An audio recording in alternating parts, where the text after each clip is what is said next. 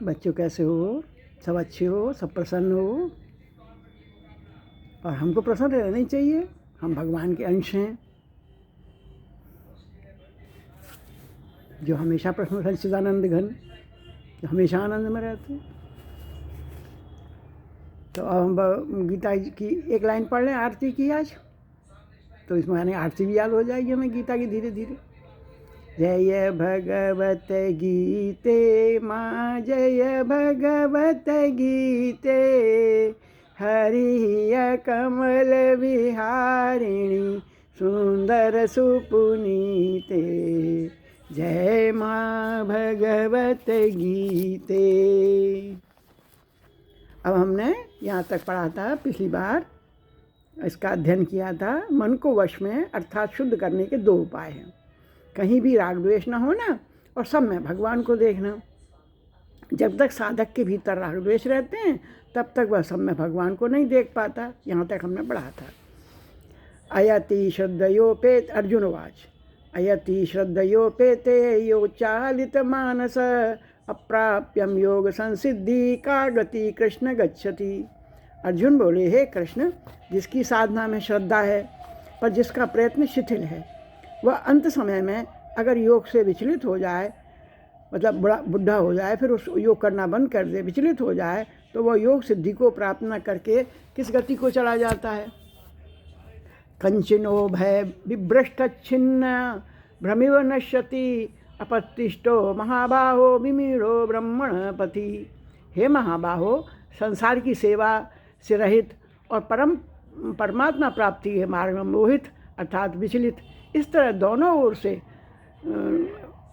दूर हुआ साधक क्या छिन्न भिन्न बादल की तरह नष्ट तो नहीं हो जाता। एतन्मे संशय कृष्ण छेतु महर्ष शेषतः, तदन्यम संशय स्यास छेता न उपपद्यते। हे कृष्ण, मेरे संदेह का सर्वदा छेदन करने के लिए आप ही योग्य हैं, क्योंकि इस संशय का छेदन करने वाला आपके सिवाय दूसरा कोई हो ही नहीं सकता। श्री भगवान उवाच, पार्थ नैवेह नामुत्र विनाशस्तस्य विद्यते, नहीं कल्याणकृतश्चित् दुर्गतिम तात गच्छति। श्री भगवान बोले, हे प्रसानंदन, उसका न तो श्लोक में और न परलोक में ही विनाश होता है, क्योंकि हे प्यारे, कल्याणकारी काम करने वाला कोई भी मनुष्य दुर्गति को नहीं जाता। जैसे कोई बद्रीनाथ की यात्रा पर निकले तो वह रात होते होते तक जहाँ तक पहुँच चुका है, प्रातः उठने के बाद वह वहीं से यात्रा आरंभ करता है। कारण यह है कि उसका उद्देश्य अपने कल्याण का बन चुका है, अब वह दुर्गति में नहीं जा सकता। इसीलिए परम प्राप्ति के मार्ग में निराश होने का कोई स्थान नहीं है। प्राप्य पुण्यकृतां लोकानुषित्वा शाश्वती समा, शुचीनां श्रीमतां गेहे योग भ्रष्टो विजायते। वह योग भ्रष्ट पुण्य कर्म करने वालों के लोगों को प्राप्त होकर, वह योग भ्रष्ट मतलब जिसने योग करना बंद कर दिया है, पुण्य कर्म करने वालों के लोगों को प्राप्त होकर पुण्य कर्म करने वाले के लोगों में वह जाता है और वहाँ बहुत वर्षों तक रहकर फिर यहाँ शुद्ध श्रीमानों के घर में जन्म लेता है, बहुत विद्वानों के घर में उसका जन्म होता है। अथवा योगिनामेव कुले भवति धीमताम, एतदि दुर्लभम तरम लोके जन्म यदीदृशम। अथवा ज्ञानवान योगियों के कुल में ही जन्म लेता है। इस प्रकार का जो यह जन्म है, यह संसार में निसंदेह बहुत ही दुर्लभ है। ततम त बुद्धि संयोगम लभते पौर्वदैहिकम, यतते च ततो भूय संसिद्धो कुरु नंदन। योगियों के कुल में जन्म लेने वाले साधक की बुद्धि में पूर्व जन्म के बैठे हुए संस्कार स्वतः जागृत हो जाते हैं। पहले किया हुआ साधन उसे बिना परिश्रम ही प्राप्त हो जाता है। सांसारिक संपत्ति तो संसार से जाने पर सर्वथा छूट जाती है, पर परमार्थिक संपत्ति संसार से जाने के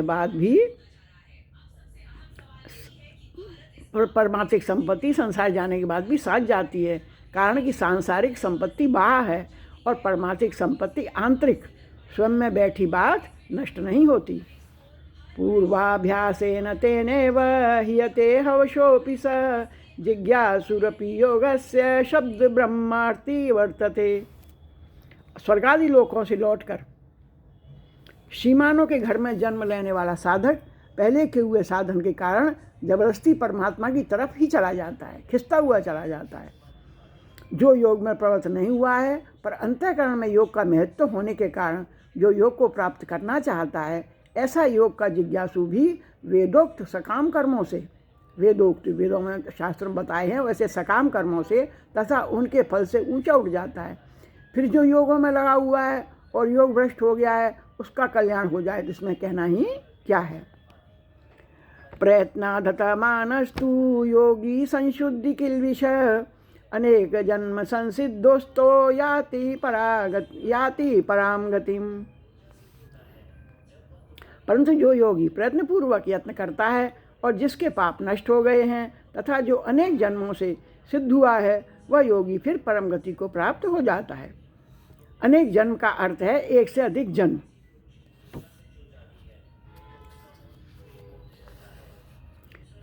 तपस्विबोधिको योगी ज्ञानेभ्योऽपि मतोऽधिक कर्म्याश्चाधिको योगी तस्माद्योगी भवार्जुन।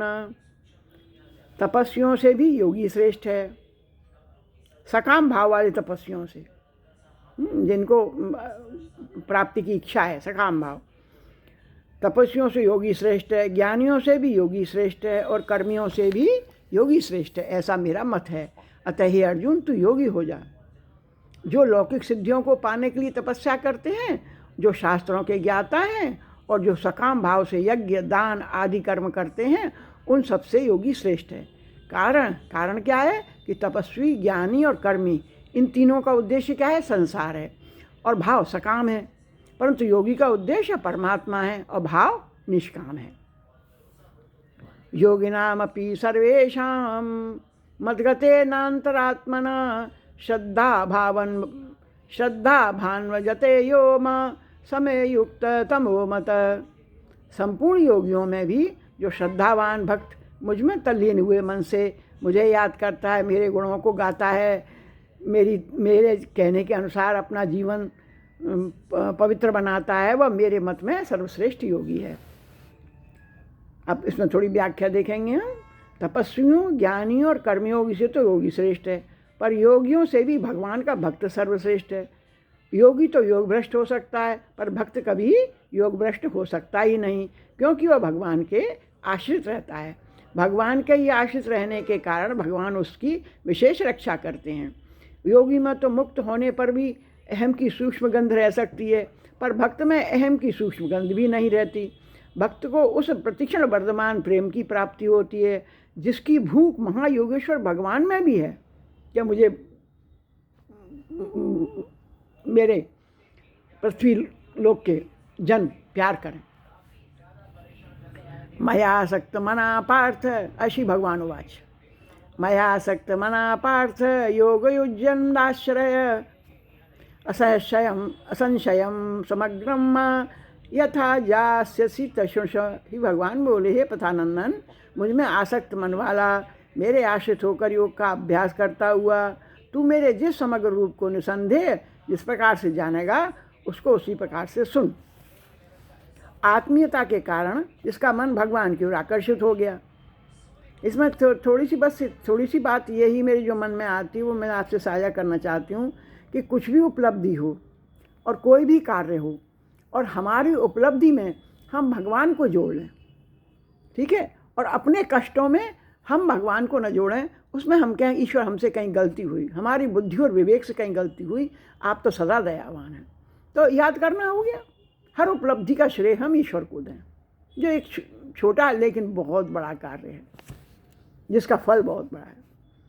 आत्मीयता के कारण जिसका मन भगवान की ओर आकर्षित हो गया है, जो सब प्रकार से भगवान के आश्रित हो गया है और जिसने भगवान के साथ अपने नित्य संबंध को पहचान लिया है, ऐसा भक्त भगवान के समग्र रूप को जान लेता है। सरगुण निर्गुण साकार निराकार आदि सब कुछ एक भगवान ही है। यह भगवान का समग्र रूप है। भगवान कहते हैं कि हे पार्थ, अपने समग्र रूप का वर्णन मैं इस ढंग से करूँगा जिससे तू मेरे समग्र रूप को सुगमतापूर्वक यथार्थ रूप से जान लेगा और तेरे सब संशय मिट जाएंगे। ज्ञानते हम सविज्ञानम इदम वक्ष्यामः शेषतः यज्ञात्वा ने भूयो न ज्ञातव्य मवशिष्यते। तेरे लिए मैं ये विज्ञान सहित ज्ञान संपूर्णता से कहूँगा जिसको जानने के बाद फिर इस विषय में जानने योग्य कुछ भी शेष नहीं रहेगा। परा तथा अपरा, प्रकृति की स्वतंत्र सत्ता नहीं है, यह ज्ञान है। और परा अपरा सब कुछ एक भगवान ही है, यह विज्ञान है। अहम सहित सब कुछ भगवान है, यह भगवान का समग्र रूप ही विज्ञान सहित ज्ञान है। इस विज्ञान सहित ज्ञान को जानने के बाद और कुछ भी जानना शेष नहीं रहता, क्योंकि सब कुछ भगवान ही है। इसे जानने के बाद यदि कुछ शेष रहेगा तो वह भी भगवान ही होंगे। मनुष्याणाम सहस्रेषु कश्चिददति सिद्धये यततामपि सिद्धानाम कश्चिमा वेत्ति तत्वः। वास्तव में परमात्मा तत्व की प्राप्ति कठिन या दुर्लभ नहीं है, प्रत्युत परमात्मा प्राप्ति के मार्ग पर चलने वाले बहुत कम हैं। अधिकतर मनुष्य सांसारिक भोग और संग्रह में रचे पचे रहते हैं। इसीलिए हजारों मनुष्यों में कुछ ही मनुष्य लगन पूर्वक परमात्मा की ओर चलते हैं, परंतु लगन के साथ भोग इच्छा, मान बढ़ाई और आराम की इच्छा भी रहने के कारण में से कोई एक परमात्मा तत्व को प्राप्त करता है। परमात्मा को प्राप्त उन जीव मुक्त ज्ञानी महापुरुषों भी कोई एक ही भगवान को जानने की इच्छा वाला तथा भगवान पर विश्वास रखने वाला महापुरुष सब कुछ भगवान ही है। इस प्रकार भगवान के समग्र रूप को जानता है, वह भगवत प्रेम को शीघ्र प्राप्त हो जाता है। भगवान के समग्र रूप को जानना ही भगवान को यथार्थ रूप से जानना है। भगवान के यथार्थ रूप को भक्ति से ही जाना जा सकता है। जिस साधक के भीतर भक्ति के संस्कार हैं, जो भक्ति का खंडन नहीं करता, वह जब मुक्त होता है तब उसके भीतर नाशवान रस की कामना तो रहती है, पर अनंत रस की भूख नहीं मिटती, मतलब भगवान की भूख नहीं मिटती। संसार तो वो जीता है, तब भगवान कृपा करके उसकी मुक्ति के अखंड रस को फीका कर देते हैं और प्रेम का अनंत रस प्रदान करते हैं।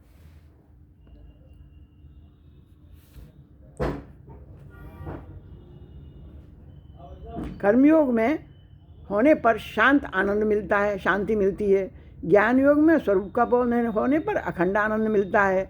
भक्ति योग में भगवान की ओर आकर्षण होने से अनंत आनंद, प्रतिक्षण वर्धमान प्रेम मिलता है। रूपिरापो नलो वायुखम मनो बुद्धिरेव च अहंकारम इति मे भिन्ना प्रकृतिरष्टधा। अपरेयमित त्वन्या प्रकृति विद्धि में पराम जीवभूता महाबाहो येदम धार्यते जगत। अब हम सुने बहुत प्यारी सी बात। जब चेतन तत्व अपरा प्रकृति के अहंकार के साथ तादात्म्य कर लेता है, कौन है? हमें चेतन तत्व, ईश्वर के अंश, ईश्वर चेतन है, हम चेतन। जब चेतन तत्व अपरा प्रकृति मतलब प्रकृति संसार के अहंकार के साथ तादात्म्य कर लेता है,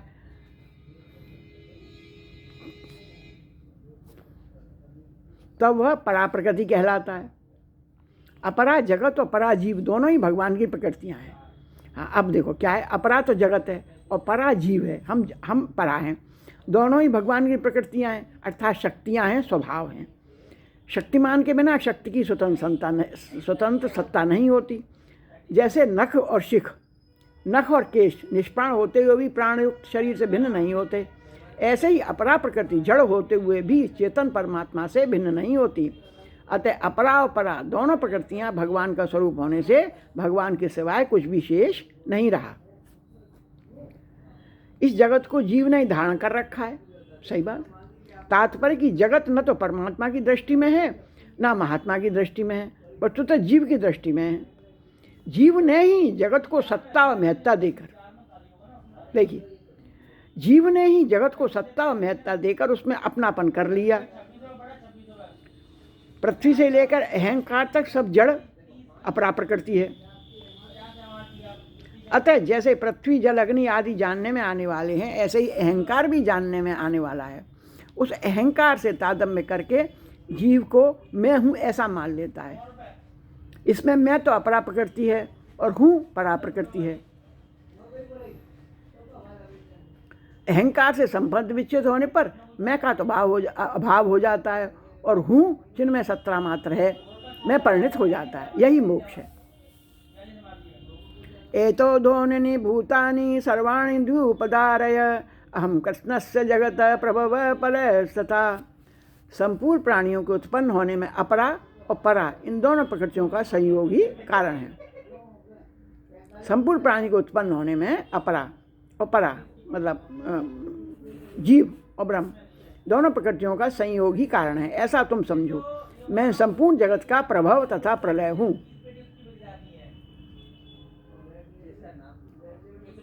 अंत ब्रह्मांडों में अपरा और परा का संयोग ही संपूर्ण संसार का बीज है।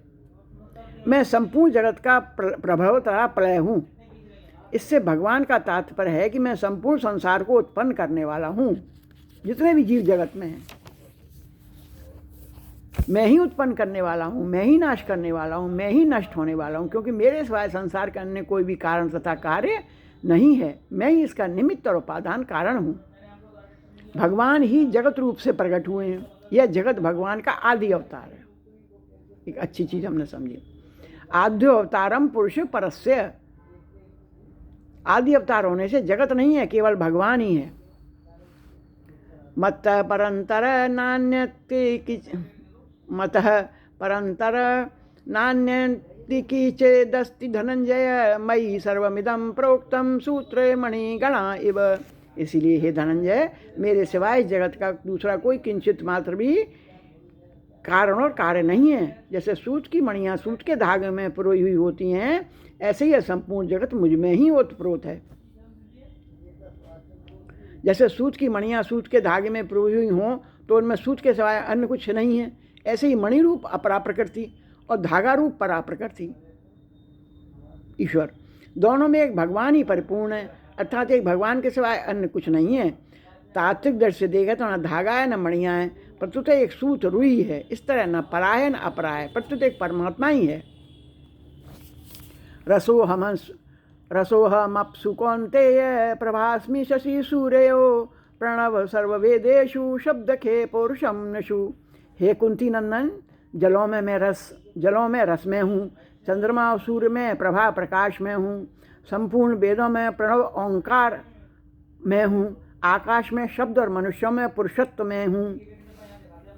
पुण्यो गंध पृथिव्यां च तेजाश्चास्मि विभावसो जीवनम सर्वभूतेषु तपश्चास्मि तपस्विषु।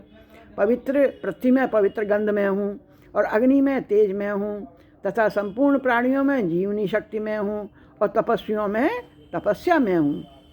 गंध और पृथ्वी, तेज और अग्नि, जीवनी शक्ति और प्राणी, तप और तपस्वी, ये सब के सब एक भगवान ही हैं।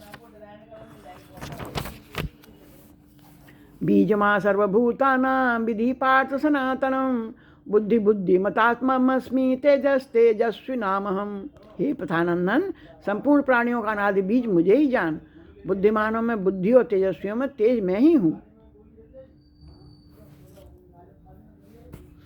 अनंत अलग अलग ब्रह्मांड हैं, उनमें अनंत अलग अलग जीव हैं, पर उन संपूर्ण जीवों का बीज एक ही परमात्मा है। एक ही परमात्मा से अनेक प्रकार के प्राणी उत्पन्न होते हैं। लौकिक बीज तो वृक्ष उत्पन्न करके स्वयं नष्ट हो जाता है। हम जैसे वृक्ष लगाते हैं तो उसका बीज स्वयं नष्ट हो जाता है, पर अनंत सृष्टियाँ उत्पन्न होने पर भी परमात्मा रूपी बीज ज्यों का त्यों रहता है। बलम बलम बता चाहम कामराग विवर्जितम धर्मा विरुद्ध भूतेषु कामोस्मि भरतर्षभ। हे भरतवंशियों में श्रेष्ठ अर्जुन, बलवानों में काम और राग से रहित बल में हूँ और प्राणियों में धर्मयुक्त काम में हूँ। धर्मयुक्त काम, सात्विक बल और बलवान, धर्मयुक्त काम और प्राणी, ये सब के सब एक भगवान ही हैं। तो उसमें प्रश्न आया है, तामसी बल और धर्म विरुद्ध काम क्या भगवान नहीं है? उत्तर पक्ष, भगवान होते हुए भी ये त्याज्य हैं, ग्राह्य नहीं है। कारण कि तामसी बल और धर्म विरुद्ध काम के परिणाम स्वरूप दुख, पीड़ा, संताप, नरक आदि के रूप में भगवान मिलते हैं। जो किसी के भी अभीष्ट नहीं है। ये चैव सात्विका भावा राजसास्तामसाश्च ये मत्त एवति तान् विधिं न त्वं तेषु ते मयि। शरीर, इंद्रियां, मन, बुद्धि से जो सात्विक, राजस तथा तामस भाव